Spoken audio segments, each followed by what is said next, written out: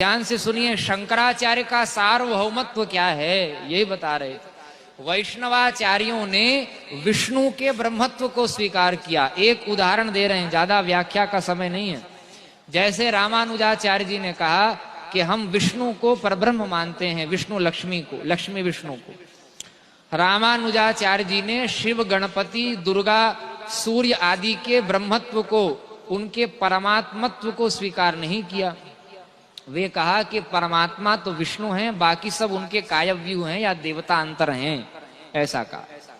जबकि वेदों ने सदैव सौम्येदमग्रासीदेकमेवा द्वितीयम शांतम शिवमद्वैतम चतुर्थम मन्यन्ते स आत्मा स विज्ञेयः इत्यादि मंत्रों में वेदों ने शिव को परब्रह्म कहा।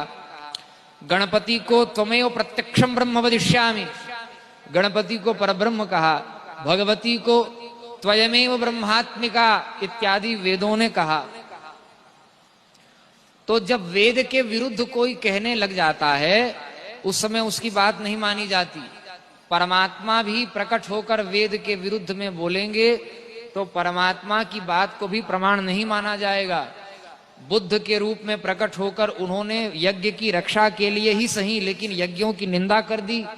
तो वैदिकाचार्यों ने बुद्ध को तो भगवान मानकर प्रणाम किया, लेकिन बुद्ध की बात को नहीं माना। शंकराचार्य ने उनका खंडन कर दिया।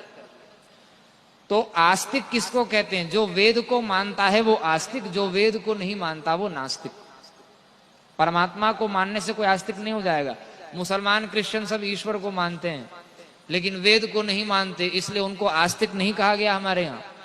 वेद को मानने वाला आस्तिक। तो वेद ने जब पांचों को ब्रह्म कहा, आदित्यं गणनाथं च देवीं रुद्रं च केशवं पंचदैवतमित्युक्त सर्वकर्मषु पूजयेत्, जब वेद ने इन पांचों को ब्रह्म कहा तो वैष्णवाचार्य, शैवाचार्य, वो अलग अलग आचार्यों ने कहा कि विष्णु ही ब्रह्म है, शिव ही ब्रह्म है, दुर्गा ही ब्रह्म है और गणपति ही ब्रह्म है, सूर्य ही ब्रह्म है। ये बात ठीक है, ये अनन्यता की सिद्धि के लिए।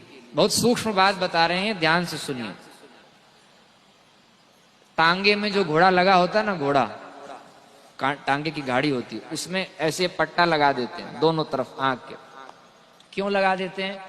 ताकि वो घोड़ा जो है वो सामने देखे, इधर उधर नहीं तो बार बार घोड़ा इधर मुड़ेगा, बार बार लगाम लगाना पड़ेगा, कसना पड़ेगा उसको, फिर मार्ग में लाना पड़ेगा, फिर मार्ग में लाना पड़ेगा। बारंबार दिग्भ्रम उत्पन्न न हो, विभ्रम उत्पन्न न हो, इसीलिए एक मार्ग दिखा दिया गया और कहा कि भाई इस मार्ग में आप चलिए।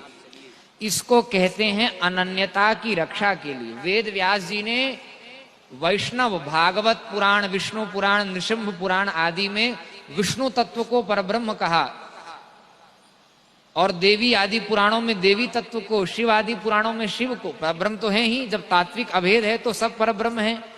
लेकिन एक एक पुराण में एक एक के ब्रह्म को विशेष रूप से क्यों ख्यापित किया? पांचों को ब्रह्म के रूप में मानते हुए भी तत्त देवता के पुराण में उनको सर्वोच्च, बाकी चार को उनका अनुगत बता दिया।